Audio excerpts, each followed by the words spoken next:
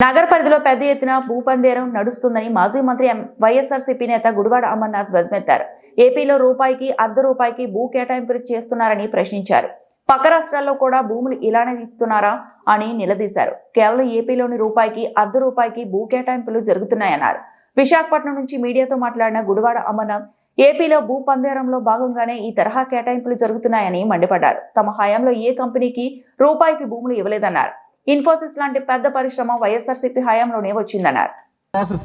రాష్ట్రంలో పరిశ్రమల ఏర్పాటు జరగడం అనేటువంటివి, కొత్త సంస్థలు రావడం అనేటువంటివి, కొత్త ఎస్టాబ్లిష్మెంట్స్ జరగడం అనేటువంటిది ఏ రాష్ట్రంలోనైనా కంటిన్యూస్ ప్రాసెస్ ఇది జరుగుతూనే ఉంటుంది.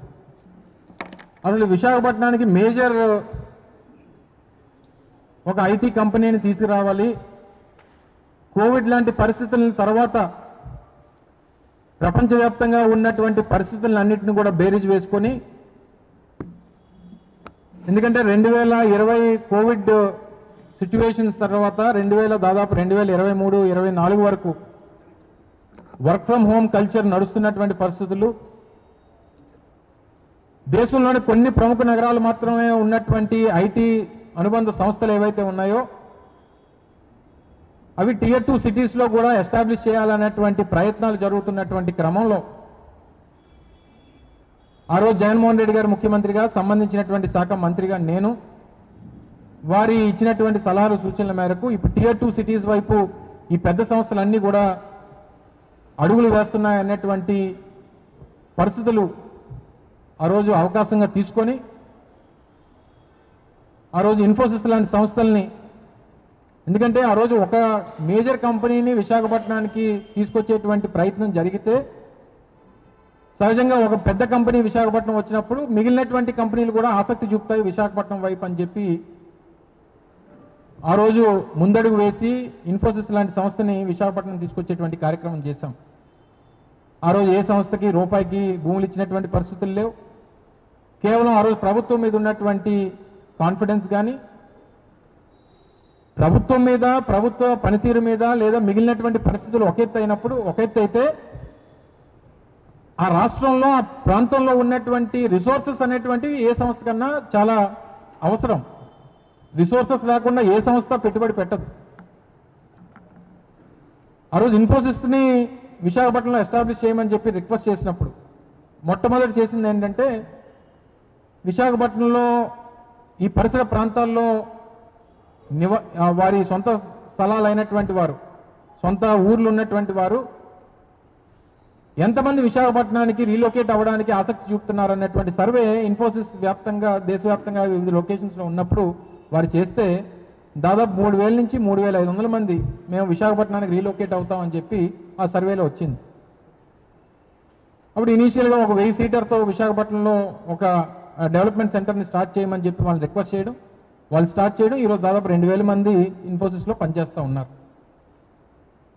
తర్వాత టీసీఎస్తో మాట్లాడాం, చంద్రశేఖర్ గారిని ముఖ్యమంత్రి గారు ఆహ్వానించారు.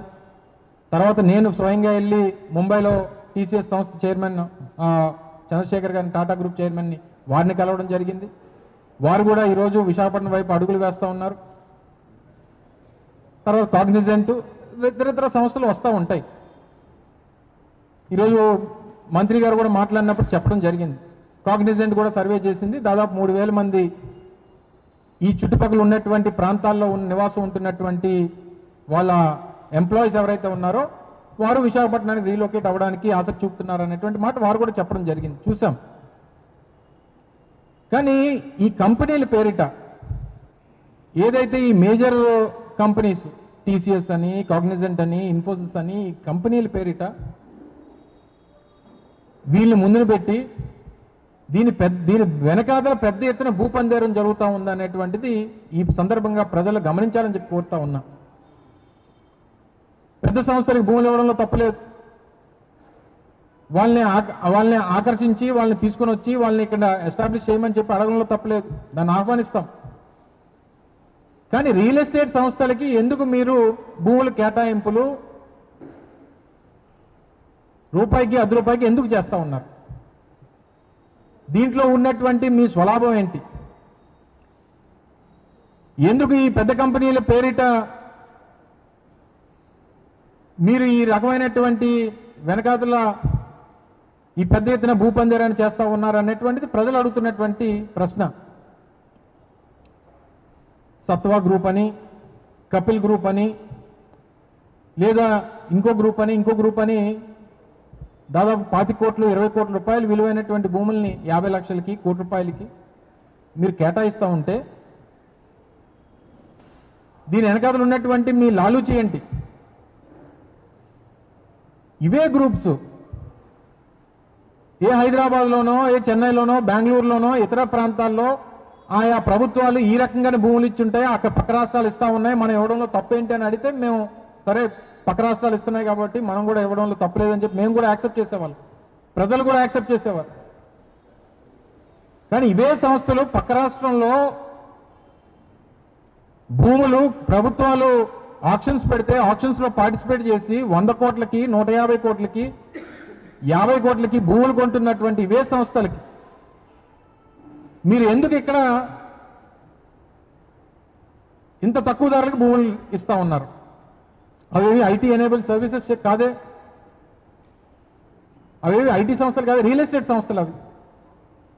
వీళ్ళు బిల్డింగ్లు కట్టి ప్రైవేట్ వాళ్ళకి అద్దెలకు ఇచ్చి అద్దెలు తీసుకునేటువంటి సంస్థలు ఇవి. వాటికేమో మీరు రూపాయికి, ₹10 భూములు ఇస్తే విశాఖపట్నంలో ఉన్నటువంటి ల్యాండ్ అవైలబిలిటీ చాలా తక్కువ, ప్రభుత్వం చేతిలో ఉన్నటువంటిది. అటువంటి దాన్ని 50 ఎకరాలు, 20 ఎకరాలు, 30 ఎకరాలు హార్ట్ ఆఫ్ ద సిటీ, రేపు భోగాపురం వైపు ఇంటర్నేషనల్ ఎయిర్పోర్ట్ వైపు గ్రో అవుతున్నటువంటి సిటీ, ప్రతి సెంటు భూమి కూడా విలువైనటువంటి భూమి విశాఖపట్నంలో, దాన్ని కాపాడుకోవాల్సినటువంటి బాధ్యత ప్రభుత్వం మీద ఉంది. అది కాపాడడం మానేసి మీరు ఇన్ని వేల కోట్ల రూపాయలు, నాకు తెలిసి బహుశా ఈ మధ్యకాలంలో ఇవన్నీ వివిధ జీవోలు ఇవన్నీ కూడా ఈ మధ్యకాలంలో ఇచ్చినటువంటి ల్యాండ్ అలాట్మెంట్స్ దాదాపు ఒక 400 నుంచి 500 ఎకరాలు ల్యాండ్స్ ఇచ్చారు.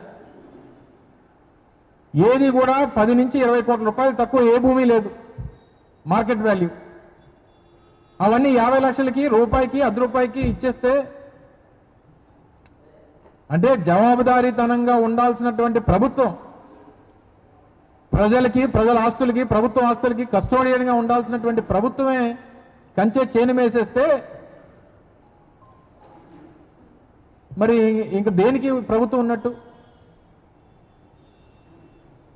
మళ్ళీ ఇది ఒకటే కాదు, వీళ్ళు ఇచ్చినటువంటి జీవోలో సహజంగా ఏపీఐసి ఇచ్చేటువంటి దాంట్లో మిక్స్డ్ యూసేజ్ అనేటువంటిది 20% 30% అనేటువంటిది ఉంటుంది.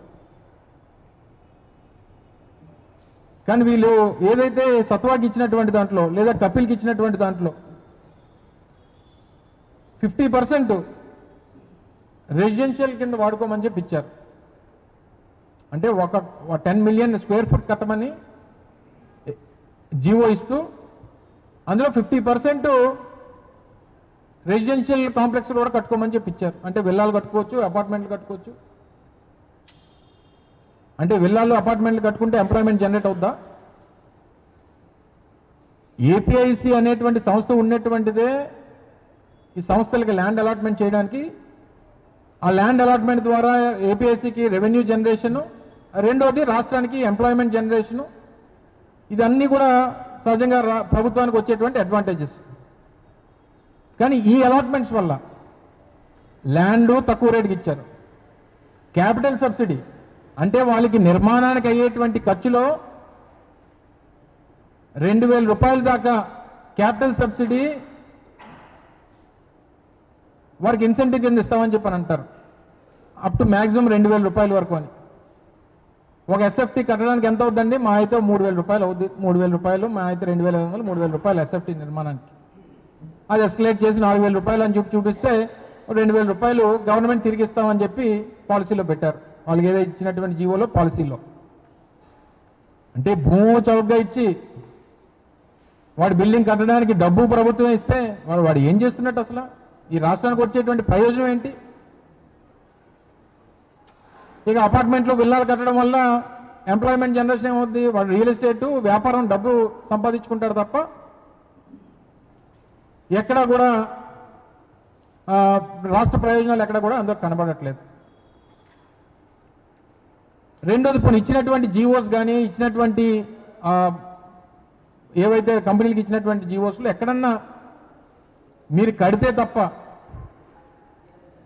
మీరు ఇది రీచ్ అయితే తప్ప మీకు ఇది లీజ్లో పెట్టడం కానీ, లేదా వాళ్ళు రీచ్ అయిన తర్వాత మేము మీకు రిజిస్టర్ చేస్తామని చెప్పింది ఎక్కడా లేదు.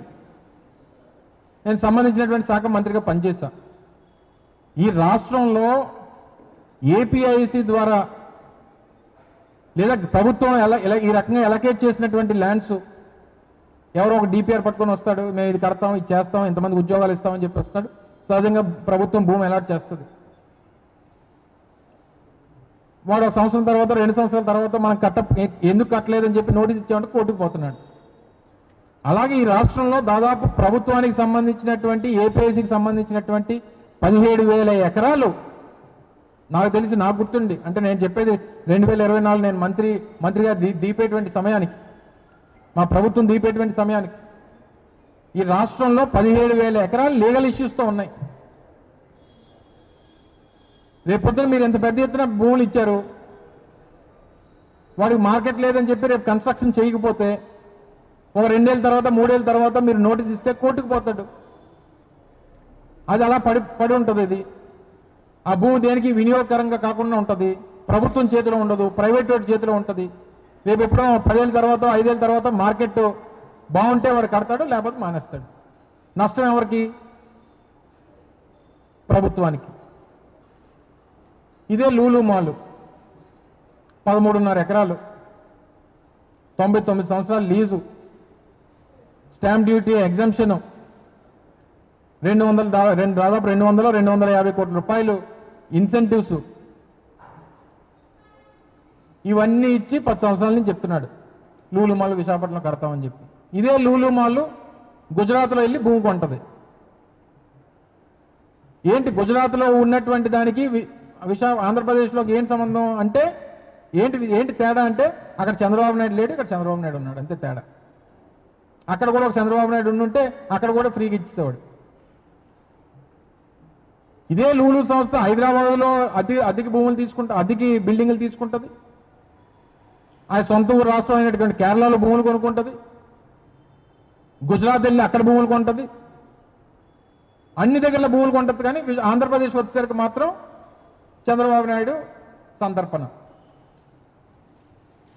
ఫ్రీగా ఇవ్వడానికి చంద్రబాబు నాయుడు గారు ఉన్నారు, తీసుకుందాం, మనకే పోయింది.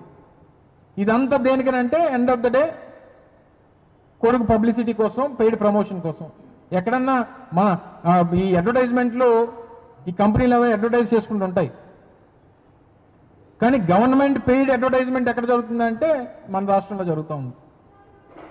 అంటే కేవలం తన కొడుకుని మార్కెటింగ్ చేసుకోవడం కోసం, పబ్లిసిటీ చేసుకోవడం కోసం ప్రభుత్వ సొమ్ముని, ప్రభుత్వం తాలూకా ఎక్స్చెకర్ నుంచి నష్టపోతున్నటువంటి డబ్బుని తన కొడుకు ప్రమోషన్ కోసం వాడుకునేటువంటి ప్రభుత్వం, ఈ రాష్ట్రం, ఆ నాయకత్వం ఈరోజు ఈ రాష్ట్రంలో ఉన్నందుకు చాలా బాధపడతా ఉన్నాం.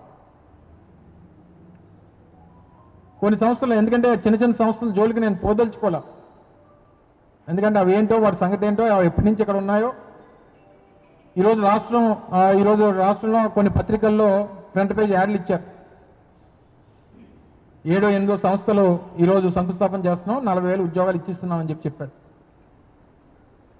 లోపల మ్యాటర్ చూస్తే 8 సంవత్సరాల తర్వాత ఒక సంస్థ 25,000 ఉద్యోగాలు పూర్తి చేస్తుందని ఒక సంస్థ, 500 ఉద్యోగాలు ఇస్తుందని చెప్పి ఒక సంస్థ. అందులో కొన్ని సంస్థలకి మేము ఉన్నప్పుడే ల్యాండ్ అలాట్మెంట్ జరిగినాయి.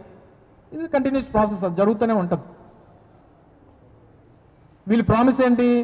5 సంవత్సరాల్లో 20 లక్షల మందికి ఉద్యోగ అవకాశాలు. 2 సంవత్సరాలు దాదాపు 18-19 మాసాలు అయిపోయింది. రేపు మార్చి